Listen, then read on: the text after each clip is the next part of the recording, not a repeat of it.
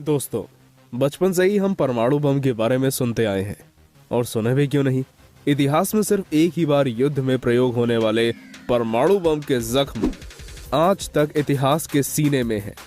परमाणु हथियार के खौफ का अंदाजा इसी बात से लगाया जा सकता है कि 1945 में हुए इकलौते परमाणु हमले ने 6 सालों तक चले द्वितीय विश्व युद्ध को आनन फानन में ही खत्म कर दिया था, क्योंकि इसकी शक्ति के आगे जापान के साथ साथ खुद द्वितीय विश्व युद्ध में भी हार मान ली थी।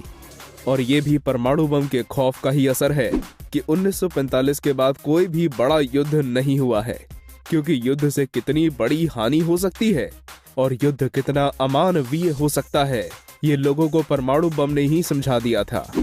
यही कारण है कि आज दुनिया का हर बड़ा देश किसी दूसरे बड़े देश पर हमला करने से पहले 100 बार सोचने पर मजबूर हो जाता है।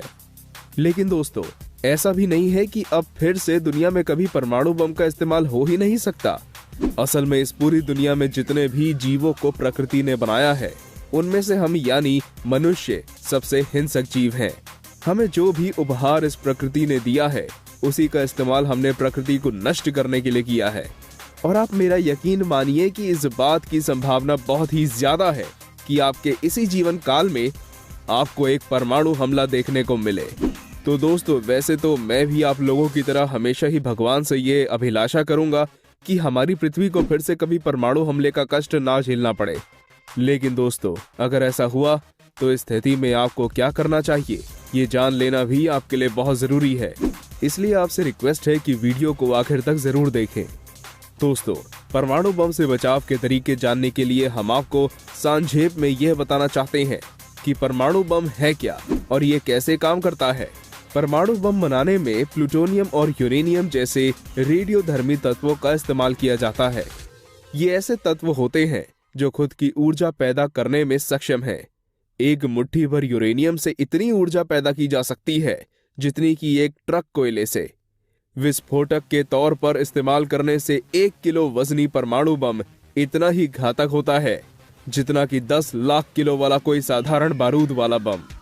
दोस्तों, परमाणु बम के हमले से बचने के लिए जो सबसे पहला कदम आपको उठाना चाहिए वो ये है कि अगर हमारे देश के साथ किसी दूसरे देश का युद्ध छिड़ जाए और हालत सुधरने की जगह बजाय दिन पर दिन खराब होती जाए और आपको ऐसा लगे कि कोई देश हमारे देश पर परमाणु हमला कर सकता है या करने की धमकी दे रहा है, तो सबसे पहले तो अगर आप घनी आबादी वाले क्षेत्र मसलन दिल्ली, मुंबई जैसे बड़े शहरों में रहते हैं, तो तुरंत इन शहरों को छोड़कर आप अपने किसी ऐसे दोस्त या रिश्तेदार के घर जा सकते हैं जो छोटे शहरों या गांव में रहते हैं। क्योंकि इतना तो तय है कि जब भी कभी परमाणु हमला होगा तो किसी बड़े शहर पर ही होगा, क्योंकि दुश्मन देश यही चाहेगा कि वह हमारे देश का ज्यादा से ज्यादा नुकसान कर सके। ऐसे किसी शहर पर जहां कोई ऐतिहासिक इमारत वगैरह है, जैसे कि आगरा जैसे शहर पर परमाणु हमला होने के आसार ज्यादा होंगे, तो सबसे पहले तो आपको यही कोशिश करनी चाहिए कि आप ऐसी किसी भी शहर से दूर चले जाएं। दुनिया के कई बड़े देश आजकल अपने शहरों में ऐसे शेल्टर बना रहे हैं जिन पर परमाणु बम बेअसर साबित होंगे। इन शेल्टर में वहां के निवासी परमाणु हमले की दिशा में शरण लेकर अपनी जान बचा सकते हैं। लेकिन भारत में ऐसे शेल्टर सिर्फ आर्मी के लिए हैं, जहां पर युद्ध के दौरान देश के बड़े वीआईपी नेताओं को ही शरण मिलेगी। किसी आम इंसान को वहां फटकने भी नहीं दिया जाएगा।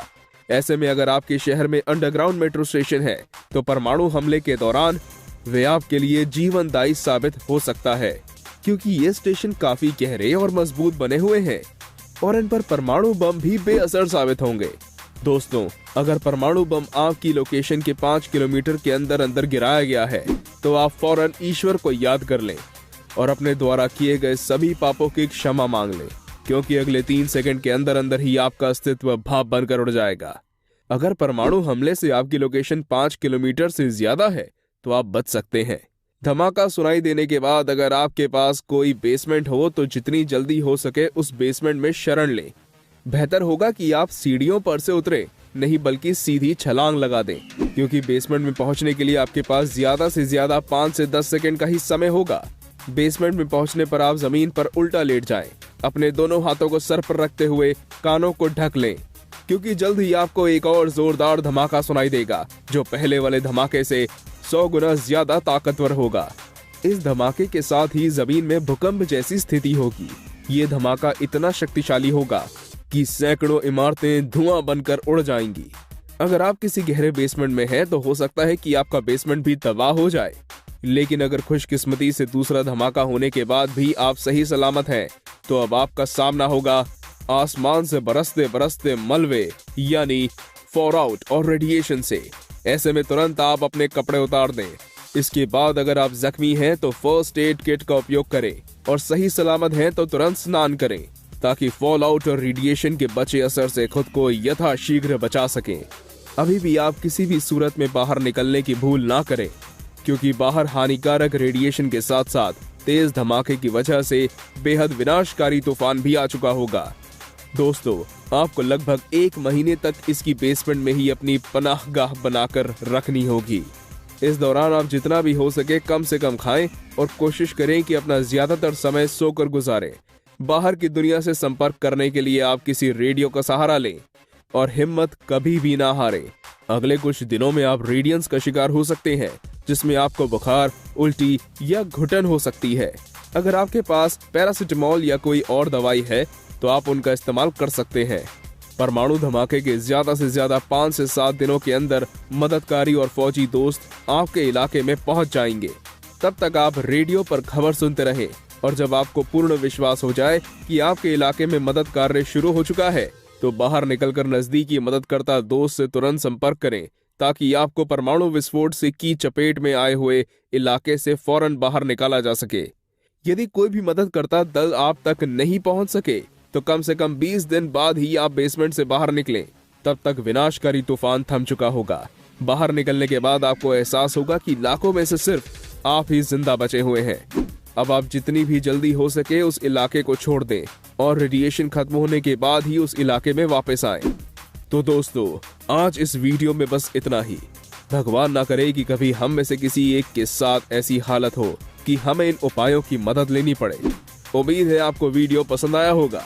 अगर पसंद आया हो तो वीडियो को लाइक करना ना भूलें और चैनल को सब्सक्राइब जरूर कर लें।